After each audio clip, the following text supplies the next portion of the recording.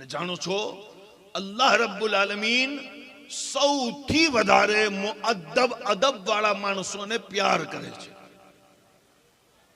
Baghdad શહેરની અંદર બગદાદમાં એક એવો આદમી હતો ને જે રાત દિવસ શરાબ પીવે, દારૂ પીવે અને શરાબના નશાની અંદર મશગુલ રહે. અને સાહેબો આ મારી વાત તો છે નહીં, પણ જે શરાબ પીવા વાળા હોય ને એમનાથી મને વાત મળી છે કે દારૂ પીવા વાળો માણસ ગંધાય બહુ, બદબુ આવે એના અંદરથી. અને શરાબ પીવા વાળાને હોશ ના રહીએ, દારૂ પીવા વાળાને ભાન ના રહીએ. અને પીવે તો ઈ છે ખુદ મર્દ બનીને સમજીને, પણ સજા આખા પરિવારને ભોગવવી પડે. આખો પરિવાર શરાબીનો પરિવાર છે એટલે સમાજની અંદર ઇજ્જત ના પામી શકે.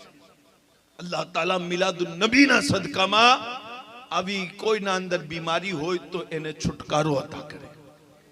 હઝરત બિશર હાફી એક અલ્લાહ વાળા થઈ ગયા, પણ જિંદગીની અંદર પહેલે શરાબ પીતા હતા, દારૂ પીતા હતા.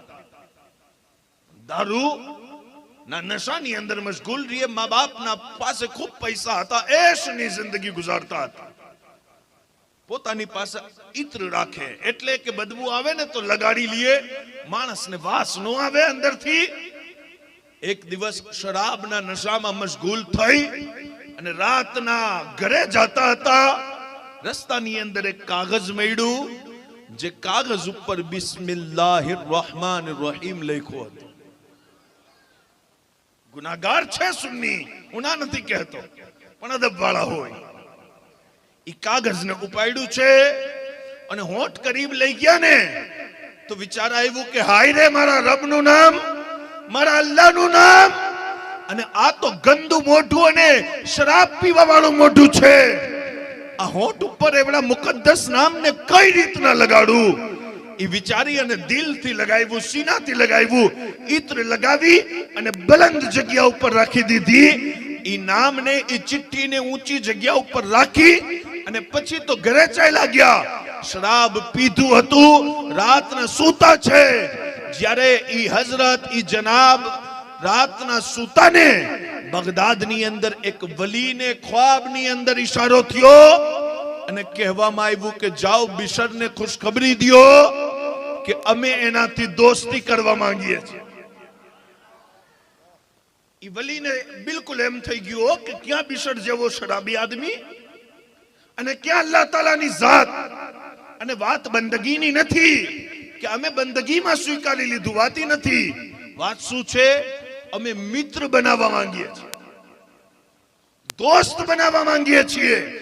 તો ઈ વલીને ખ્વાબ જોયા બાદ એમ થયું કે મારી ગલતી, મારી ભૂલ. આવડા શરાબી આદમીને મોહલત અલબ પોતાનો દોસ્ત બનાવે અશક્ય વસ્તુ છે, આ સંભવ નથી. એટલે આપે વુઝુ કર્યું, નમાઝ પઢી, તોબા તિલ્લા કરી અને સૂઈ ગયા. એટલે કે એમણે સમજ્યું કે આ બુરો ખ્વાબ શૈતાન તરફથી હતો. પણ જ્યારે પાછી આંખ લાગી ને તો પાછી ઈશારો થયો અને કીધું મારા વલી તમે જાઓ અને બિશરને બોલાવી આવો, અમે એનેથી દોસ્તી કરવા માંગીએ છીએ. જોવો તો ખરી, આ અદબનો ઇનામ છે, અદબનો. અમે સહાબાએ કરામ અલીમ રિદવાનના મુશાજરાતમાં કોઈ શબ્દ એવો નથી બોલતા કે બે અદબોમાં શામિલ થઈ જાય. અંબિયાએ કરામ અલીમ રિદવાનના અંદર જે પણ એવો કિસ્સો અમને મળે જેમાં વાદ વિવાદ હોય, અમે ખામોશ થઈ જઈએ. એટલે સુન્નત કોઈ નબીના વિશે સાચું અને ખોટું ના બોલીએ. એટલે કે ઈ તો અલ્લાહના નેક બંદાઓ છે. આપણે એમના વિશે કોમેન્ટ કરી, આપણે એમના વિશે કંઈક બોલી અને બરબાદ થઈ જાશું અગર ગલતી હશે તો. આપણે અદબ વાળા માણસો છીએ એટલે હર વખત ઈ અદબનો દામન કદી હાથમાંથી ના છૂટવા દઈએ. સાહેબો, અલ્લાહના નેક બંદાઓના નામથી જેમને નિસ્બત થઈ જાય ને પછી એમની અદબ કરો. અગર ઈ સાચા હોય તો તમને અજતીર એમની ઇજ્જત કરો. કહેજો સુબહાનલ્લાહ. જ્યારે બિશર હાફી શરાબખાનાની અંદર હતા ત્યારે ઈ વલીને ત્રીજી વખત બશારત થઈ અને કીધું જાઓ કયો કે અલ્લાહ તાલા તમારાથી દોસ્તી કરવા માંગે છે. એક અદબના કારણે હો, ખાલી એક અદબના કારણે જ્યારે ઈ વલી દોડી અને બિશર હાફી પાસે પેગામ પહોંચાવા ગયા ને, તો બિશર તો શરાબ ખાનાની અંદર શરાબ પી, દારૂ પી અને મદહોશ હતા. પણ એવડા મોટા આલિમ ને, એવડા મોટા અલ્લાહ વાળા ને, એવડા મોટા હઝરત ને મેં ખાનાની બહાર ઉભા જોયા ને, તો બિશર હાફી થોડીક વાર તો ભરોસો આંખ ઉપર ના કરી શક્યા. અને પછી ઈ અલ્લાહ વાળા કહેતા હતા કે એ મેખાના વાળાઓ બિશર ને બહાર બોલાવો, હું એના માટે અલ્લાહ તાલા તરફથી દોસ્તીનો પેગામ લઈને આવ્યો છું. જ્યારે આ શબ્દ બિશર હાફીએ સાંભળ્યા પછી શરાબનો બધોય નશો ઉતરો છે અને ઇશ્કે ઇલાહીનો નશો ચડી ગયો છે. ये अपनी मस्ती है સાહેબો. જ્યારે બધોય નશો ઉતરી ગયો ને, ત્યારે આપ દોડીને આવ્યા અને ચપ્પલ પહેરવા પણ ના રહ્યા. કેમ કે વાત અલ્લાહ તાલાની થઈ ને, તો ચપ્પલ પહેરવા પણ ના રહ્યા. ઉગાડા પગે દોડીને આવ્યા અને ઈ વલીના હાથ ચૂમ્યા ને કીધું, મારા રબે મારા માટે શું મેસેજ મોકલ્યો છે, શું વાત કીધી છે? કીધું, બિશર ખબર નથી, તું તો એવડો મોટો અપરાધી અને ગુનાહગાર છો, તારી કઈ અદા કરીમને પસંદ આવી છે? બસ મને વારંવાર એને કીધું કે જાઓ બિશરને કહો કે અમે બિશરથી દોસ્તી કરવા માંગીએ છીએ. શું બિશર અમારો દોસ્ત બનશે? શું અમારો મિત્ર બનશે? શું અમારાથી દોસ્તી કરશે? આ શબ્દ સાંભળી અને બિશર હાફીની આંખમાંથી આંસુ નીકળ્યા અને કીધું, એ અલ્લાહના વલી, એ આલિમ દીન, ગવાહ થઈ જાઓ, મારા જેવા ગુનાહગાર ઉપર ઈ કરીમની એટલી કરીમ નવાઝી છે. તો આજ પછી બિશર પગની અંદર કોઈ દિવસ ચપ્પલ નહીં પહેરે અને કદી શરાબ નહીં પીવે, ગુનાહ નહીં કરે અને આખી જિંદગી એવા કામ કરશે જે એને પસંદ છે. પછી પસંદ વાળી જિંદગી બિશર હાફીએ ગુજારી. પણ સાહેબો, ઇનામ અલ્લાહ તાલાએ કેટલું દીધું જાણો છો? બિશર હાફી આ મસ્જિદની અંદર નમાઝ પડવા આવવાના હોય ને, તો એમના ઘરથી લઈ અને મસ્જિદના માર્ગ ઉપર કદી જાનવર પણ ગોબર ના કરે. એટલે કે જાનવરને અલ્લાહ તાલાએ કહી દીધું હતું, મારો બિશર ચપ્પલ નથી પહેરતો અને આ માર્ગ એના ચાલવાનો માર્ગ છે. અરે જાનવર પણ વલીઓની તાઝીમ કરે. ઈ કેવા ઇન્સાન છે? હું તો કહીશ જાનવરથી પણ બદતર. જેમને વલીઓની જાત, એમનું પ્યાર, એમની મોહબ્બત સમજ ના આવે. સાહેબો, બિશર હાફી આખી જિંદગી રબને રાજી કરવાનો પ્રયત્ન કરતા રહ્યા અને જ્યારે ઇંતકાલ થયું ને, તો થોડાક દિવસો પછી કોકે ખ્વાબમાં પૂછ્યું કે એ બિશર શું હાલ છે? અલ્લાહુ અકબર કીધું, મારો રબ મેં જેટલું વિચાર્યું હતું એનાથી વધારે કરુણ અને પ્રેમ કરવા વાળો છે. બહુ કરીમ છે, બહુ દયાળુ છે, બહુ મહેરબાન છે. વાકઈ ઈ જ રહેમાન રહીમ છે. ઈ કયામતના દિવસનો માલિક છે. એને મારી ઉપર ઘણી મહેરબાનીઓ કરી. ખ્વાબ જોવા વાળાએ કીધું, બિશર હાફી બતાવો તો ખરી કેટલી મહેરબાની કરી. મેં અલ્લાહ તાલાથી કીધું, મોલા તું મારાથી ખુશ છો? મારા રબે કીધું, હા બિશર, હું તારાથી ખુશ છું.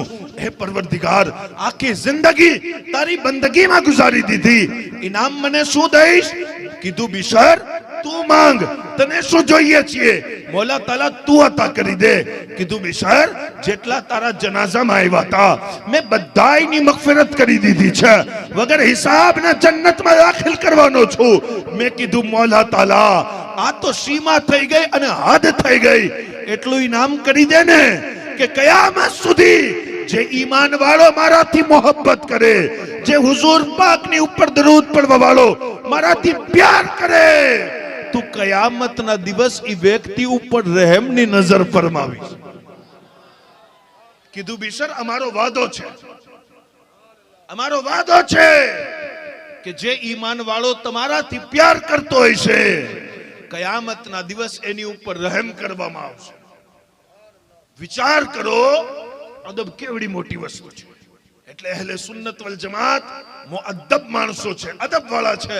વલીઓની તાઝીમ અમે કરીએ, ઉલમાનું અદબ અમે કરીએ, સાદાતનું અદબ અમે કરીએ, બુઝુર્ગાને દીનનું અદબ અમે કરીએ, અમે મુજતહિદીનનું અદબ કરીએ.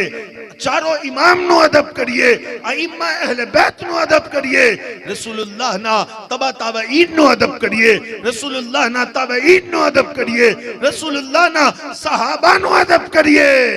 अरे अमे तो आज पण इमाम हुसैन थी अदब करिए छीए, अमे इमाम ज़ैनुल आबिदीन नो अदब करिए छीए, इमाम बाकर नो अदब करिए छीए, इमाम जाफर सादिक नो अदब करिए छीए, એટલે કે ઈ રસૂલુલ્લાહ ની औलाद છે। સુન્ની અદબ વાળા હોય, બે અદબ બધુંય હઈ છે, સુન્ની ના હોય। બે અદબ માણસ જે અદબ ના કરે, વલીઓના વિશે, બુઝુર્ગોના વિશે આવડી મોટી મોટી જબાન કાઢીને આવે। અને યાદ રાખજો, 4 અક્ષર પડી લેવાથી તમે વલી નથી બની જાતા। થોડીક તાલીમ આવી જવાથી તમે ગરીબ નવાજ નથી બની જવાના। આજના સમયની અંદર માણસો હનફીઓને ચીડાવે છે અને કહે છે આ નોજવાન જે મોબાઈલની અંદર દિવસ રાત્રિએ છે ને, કહે છે હજરત આ મસલો કઈ હદીસમાં છે, ઇમામ બુખારીએ આ મસલો તો આમ લખ્યો છે। હું કહું છું બેટા તમારે પડવાની જરૂરત છે। જેમની ફિલ્ડ છે, જેમનું વિષય છે, એમને એતરાજ કરવાનો અધિકાર અને એમના સોચવા વિચારવાનો રસ્તો જ અલગ હોય। તમારું કામ મોઢાની અંદર ગુટકા ભરી અને ઓલમાને સાદાતને ખરાબ શબ્દ બોલવાનું જ રહી ગયું છે।